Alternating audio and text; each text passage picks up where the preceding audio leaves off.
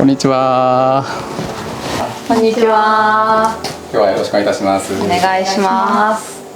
醍醐釜は1933年に初代である醍醐釜、島貨幣が、建てた釜になります。で、初代島貨幣はお人形を陶器でずっと作っていたんですけども、2代目である島貨幣、私のおじいちゃんにあたるんですけど、おじいちゃん自身が、人形からお茶道具に使う、茶事で使うような懐石の料理を盛るお皿とか割烹食器を作るようになりました。楽焼きって他の焼き物とどう違うんですか？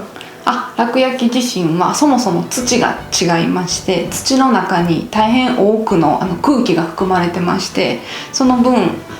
熱いところに入れて熱いうちに出しても割れないっていうのと、それのおかげで熱い、今でお茶を入れてもこう持てるというのが特徴で、きっと千利休も好まれて使ってたんじゃないかなと思われます。で2人で醍醐釜を再スタートして、2年3年って経ってたと思うんですね。で私自身がこうプロデュースさせていただいている、新しくこの京都に、応募いただいたわけなんだけど、なんでまたその事業に応募しようと思われたんですか？まさにコロナのおかげといいますかなんですけど、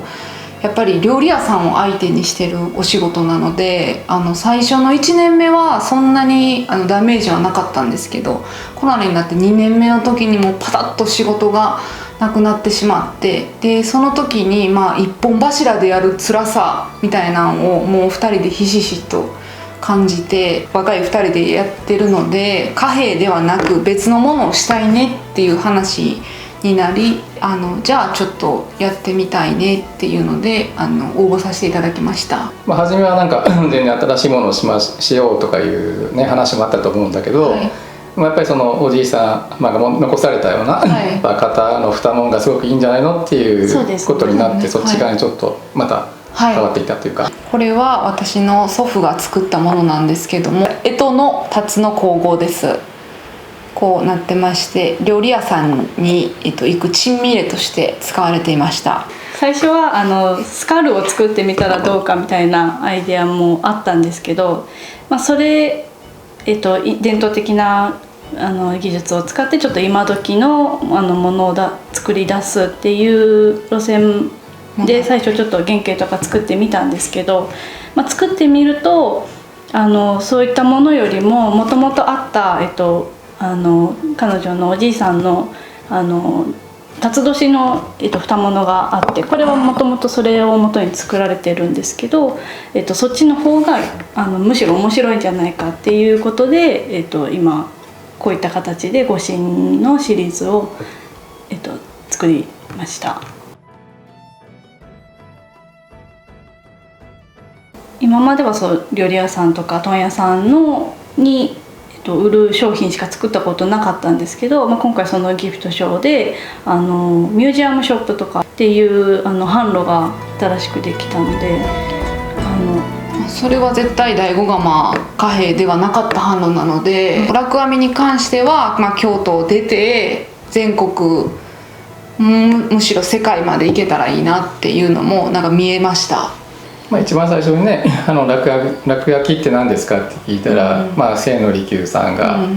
お茶のために作られたっていう、もう何百年前の話ですね。その系譜の一番、最先端っていうか現代にお二人が多分いらっしゃると思うんですけどね。お二方は今後この新しい楽編みブランドをどのように発展させてつなげていきたいのかなってことをちょっと聞かせてもらえますか？まず楽焼き自身がすごくニッチな作品というか商品になりますんで、それを一般の方にっていうのがもうすごくまず一般受けとは何やろうっていうところからずっと思ってまして、今開発してますのがこの赤と黒という商品なんですけども、デザイナーさんとコラボして作り進めています。で楽焼きならではの白化粧、白絵っていうんですけど、それを施して一般の方にも使っていただけるようなものを展開していきたいということで、このような商品を作っております。めっちゃ綺麗ですね。ありがとうこれでもさっきのあれですね、白井の技術ということはい、ですね。全く同じです。このこご主人たちと一緒です。ういうところとかはいってことですね。はい、私はラック焼きって実はやっぱりすごく扱いにくい、言っちゃうとそうなんですよね。土が粗いからこそこういう温かみは出るんですけど、やっぱりちょっとかけやすい、もちろん時期とかに比べると、石と土ですからっていうのもあって、だから一般向けの方にはどうなんやろっていうのはずっと思ってたんですけど、でも私もこう参加させてもらって、大事に使ってもらえるものを作ったらいいんやっていう感じにはなりました。はい、でこれがそうですね、汚れていってもそれがまた味になるというか、時代がつくというか、はいっていうふうには思うようになりました。そうですね、自分たちが思ってる以上に自分たちの作ってるものに価値を見出していただける方が多いっていうことに気づきました。そこが一番大きい変化だったかなと思います。伝統は革新の連続です。